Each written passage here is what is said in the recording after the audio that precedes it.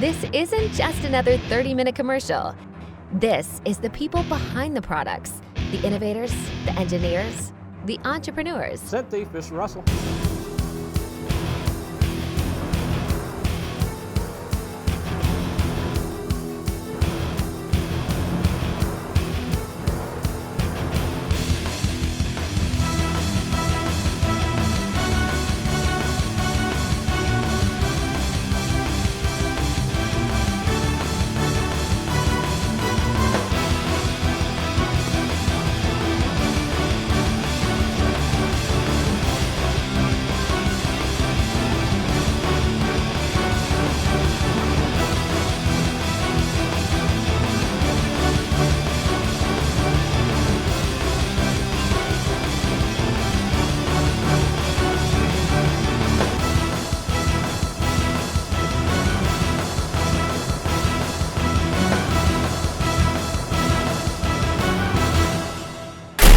This is DeerTech TV.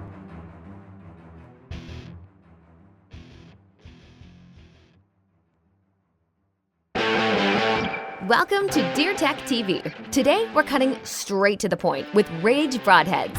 Despite its well-earned notoriety, Rage is a relatively young company with an already rich history of industrial innovation, self-improvement, and being the foundation of many campfire harvest stories. This year, it's no different. Tim Kent from Rage Broadheads is here to tell us about what's next in the Rage lineup.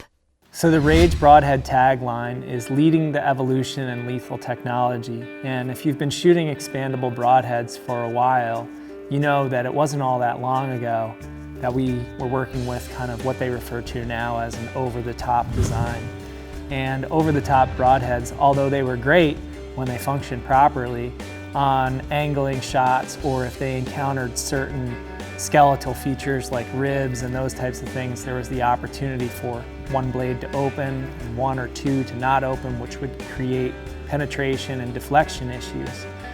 So originally, Rage, due to its slip cam technology, made it so those instances were really minimized, and it really took the world by storm, and a lot of people took notice of the Rage broadhead at that point in time, which is how it grew to such a high level of popularity.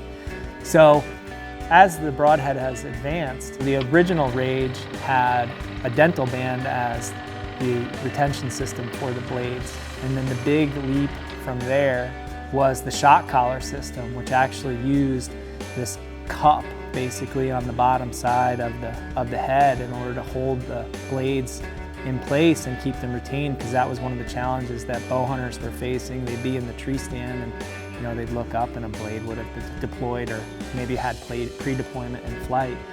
And then from there, most recently, Rage has introduced the no-collar system. And through the no-collar system, these blades are actually held in place with a finger-like tab that creates tension as they're put into place. So there's no need for any sort of collar. These blades will still stay in place even when you put a small amount of pressure on them, so when you put them into your quiver or anything like that. So this is the newest broadhead for this year. This is the Rage Tripan NC. The Rage Tripan was introduced a couple of years back, probably about 3 years ago, and that broadhead was constructed of a titanium ferrule and stainless steel blades. So we've taken that broadhead, which sold really, really well, and added the NC technology blades. So now you have one of Rage's most durable broadheads that they've ever built, with the most advanced blade retention system that they've ever built. So one of the biggest questions that we get asked is about this little collar here. People say, well, I thought it was no collar. Well, that's actually not a collar. In an effort to hit 100 grains, we had to elongate the ferrule just slightly, and in lieu of that, we had to create a smooth transition to the arrow shaft. So this is actually a ferrule alignment ring, which creates that smooth transition. So that way, you have your best opportunity at penetration. This broadhead is known for its needle-like ferrule. Tripan actually comes from the word trypanophobia, which is the fear of needles. So we're just trying to create the deepest penetration with the best blade retention system and the Trypan NC executes on all of that. I think we have a dead deer at the end of this trail. That's what a Rage will do for you. DeerTech TV is brought to you by Scent Thief, Steal the Hunt. Record Rack, Serious Nutrition. Browning Trail Cameras, the best there is. Maverick Blinds, a lifetime of hunting. Tinks, America's #1 buck lure. And by Sportsman's Guide Buyers Club. Outfit your passion and save at www.sportsmansguide.com. For over 25 years, QAD has set the bar in arrow rest technology. Made in the USA and built with a lifetime warranty, the Ultra Rest gives you flawless operation guaranteed every time. When you pair the Ultra Rest with QAD's Exodus broadheads that feature top-of-the-market penetration and consistency, then you'll be crushing bones, not blades.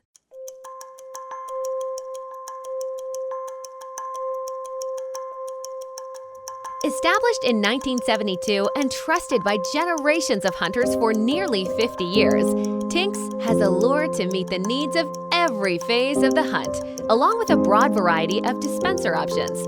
However, one common finding is that not everyone who utilizes lures is using the right lure during the right phase of the hunt. Well, have no fear. We went to Georgia and asked the folks at Tinks if they can provide a little insight into their scent lure lineup and when to use each one. Hi, I'm Amanda Popp and I work for Tinks Hunting Products.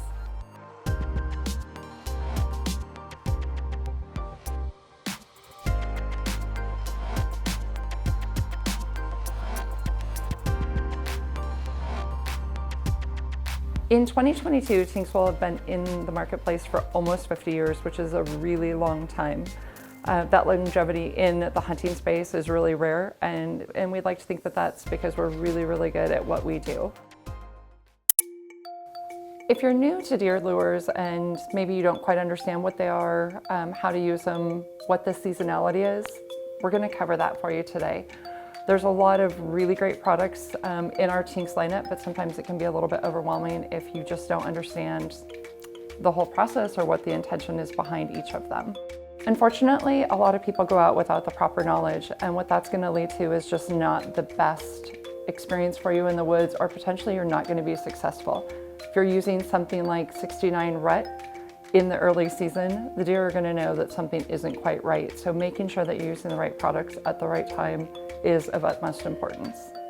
The Tinks lineup includes 3 key scents that you will use throughout your entire season. The first one that we're going to talk about is #1 doe pee. And doe pee is just what it says on the can, 100% estrus-free doe urine. You can disperse it however you want to, whatever your preferred method is, in the early season, into the pre-rut, through the rut, and even into the post-rut. But really the effect of doe pee is to calm your herd. They're gonna smell that and they're gonna think that there's just some other does in the area. They're not gonna spook, they're not gonna run out, they're not gonna kind of tip off those bucks that something just isn't quite right. Really just helps keep them in their routine and coming right into where you're at. So doe pee works really great for you throughout your entire hunting season, from early season, maybe for you bow hunters that are out in late August, early September, all the way from early rut through the rut and through the post rut. It is the one product in the lineup that you can use and be successful with the entire hunting season long. Second option that we have for you at Tinks is Trophy Buck. Trophy Buck is 100% pure dominant buck urine that we collect from our 100% safe deer farms. And Trophy Buck works really well when you want to kind of incite that territorial challenge to the bucks in your hunting area. You're going to use it likely with a decoy when you're grunting, when you're rattling. It's going to kind of just make those bucks want to come in and really protect their territory. And what that's going to do for you is get them close and within range. And number 3 is Tinks 69 Doe and Rut. Tinks 69 works really great in the correct season. When it's not going to work for you is potentially a time like early season, maybe if you take it out and try to use it in September, the deer are going to know that something isn't quite right, and it's much more likely to blow out your location than to actually be successful for you. It's just really important to understand all the scents and to be using them in the field at the right time. Some states and even counties within individual states have regulations regarding natural urines versus synthetic urines. Make sure that you're really familiar with and you understand the state laws of where you're actually hunting. We have a full lineup of 100% all natural scents, but we also offer everything in a synthetic formula. Those synthetic formulas are also as close to natural as you can possibly be. So those are the 3 key scents that we have: Tink 69, number 1 Doe Pea, and Trophy Buck. Just reiterating, it's really, really important that you just familiarize yourself with the scents, determine what the right seasonality of the use is, and use the right scent at the right time. And that's really going to increase your chances of great success in the field. To learn more or get any of the great scents that we have to offer here at Tinks, check out your local retailer or visit tinks.com. Don't forget, share your adventures with us by tagging Tinks on social media or using the hashtag #1BuckLure.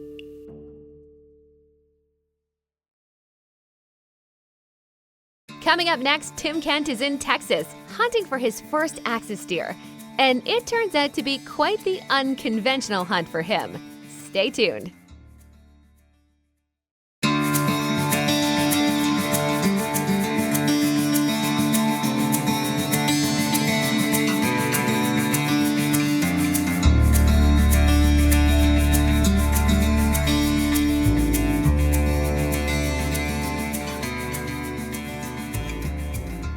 So we're here at the Lazy CK Ranch. It's in Hunt, Texas. This is a 7,000 acre high fence facility. It's my second time here. I was here 2 years ago for a media event that we put on for Ferradine Outdoors, and we're here this year for the same event. We weren't able to come last year due to COVID, but one of the things that I've come to experience with my role in the outdoor industry, kind of doing promotional things and public relations, is there's a lot of negative connotation to high fence hunting. And over the course of the last 3 days while we've been here, although that doesn't seem like a long period of time, but most of the time you do a hunt for 3 days nearly anywhere, you're going to see a decent amount of action. And sort of dispelling the myth about high fence, we're here to hunt a series of different animals, and ironically, the majority of what we've been seeing is white-tailed deer, and the quote target species that we've been after we haven't been able to encounter. So we've been sitting, we've been doing spot and stalk, we've been doing just riding around in the vehicle, even just trying to see animals, and we haven't been able to do that. And it's so funny because people think about high fence, they think it's easy, they think it's a canned hunt. There's all these negative things that they present about doing that, and the last few days, basically detail anything but. We've been struggling, and this morning we were saying to ourselves, well, this may not happen. We may not get the footage that we need to sort of complete this segment or do what we need to do for our promotional and PR purposes. And lo and behold, we went out this afternoon. We sort of switched it up a little bit, and we went out sort of South Africa safari style, and we were just riding along, and we happened to come on an axis deer. And it's not how I would traditionally hunt, but this whole experience is sort of challenging the boundaries of how I would traditionally hunt. And it's interesting. It's something to try. It's something to do differently. It's something you can do during the months where you don't have the opportunity to hunt at home. I mean, we're here, it's the second week in May, and we're hunting. It's not the second week in November and we're chasing whitetails, because we obviously have a short period of time. And coming to a facility like this gives you the opportunity to expand your hunting season. Even if you do bear hunts, which right now with COVID are sort of locked down and we don't have the opportunity to do, we can transition into that if you had the opportunity like a normal year. So it's a really cool opportunity to take up chase on some different animals than what you normally would, add it into your hunting schedule throughout the year and do something, and you don't have to be burdened by the stigma of high fence, because place like this, what you find out really quickly is it's anything but easy, but it's still a heck of a lot of fun. DeerTech TV is brought to you by Browning Firearms, the best there is. Whitetail Institute, research equals results. Outdoor Edges game processing sets to do it yourself and save. Elite Archery, the world's most shootable bow. ScentLock, proven deadly. And by Quiet Cat, the most capable hunting e-bike on the planet, where the road ends, the adventure begins. The Lazy CK Ranch is a 7,000-acre ranch located in Hunt, Texas. Now, like Tim pointed out earlier, it does have a fence around it. But don't be fooled, fence or no fence, so far, Tim is learning that this hunt is anything but easy. In an effort to try and produce some luck this afternoon, because we're down to basically the last half a day of our it's a 3-day hunt. We usually just do a 3-day hunt for this particular trip. You know, we kind of went, like I said earlier, South Africa safari style, jumped up in the top of the truck. These trucks at the Lazy CK are equipped to get you up there, and we were originally out to try and shoot some like mouflon sheep or painted desert sheep, Texas doll, you know, some of these more exotic type sheep, and figured, oh, okay, well, that's not necessarily what I was personally after at this point. I've actually shot some of those in the past, and okay, well, let's, you know, just go and try and pick something up and make it happen. And we're riding around and we're riding around and we're riding around, and then we're kind of starting to get discouraged because it doesn't look like it's going to happen, and we're starting to take turns into places that I've been on this ranch, like I said, a couple times, and I've never been to some of these places. And we go and we get to this one road that we're riding down, and we're driving down it, and along a fence line we see an axis deer.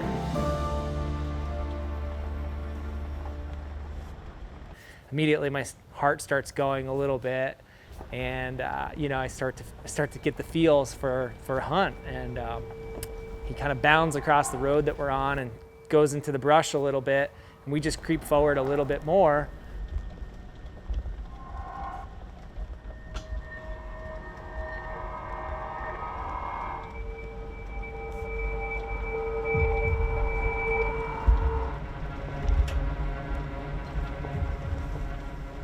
The guy just stops in the perfect window. I just have the perfect opportunity to send an arrow from the crossbow out that way.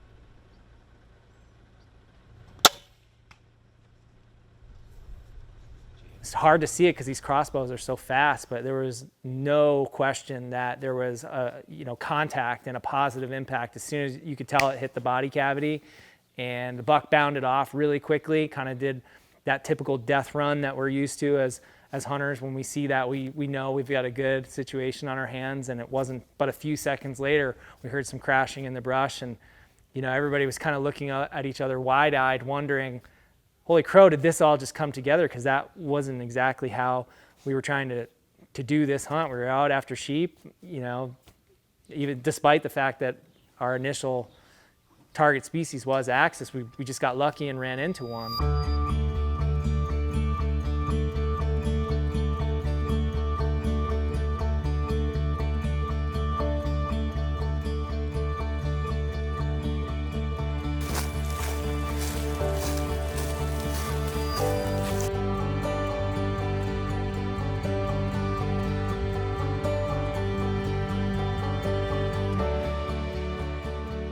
So I walked up to the buck, and I was kind of surprised at what I saw. I mean, he just had an enormous body. I mean, these axis, they really do have pretty big bodies by comparison to, again, the deer that I'm used to seeing, whitetails and that type of thing.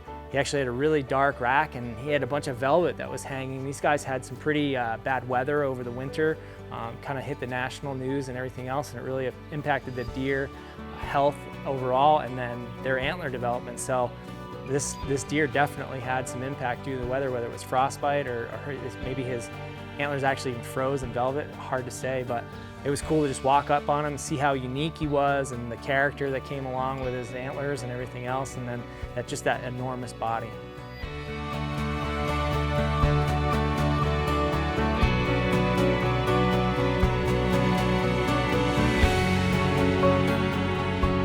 Well, that's all for this week's episode of DeerTech TV. Don't forget to tune in next week.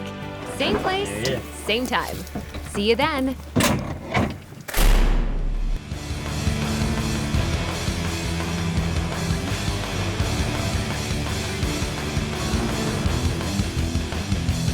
That's it, Mr. Russell.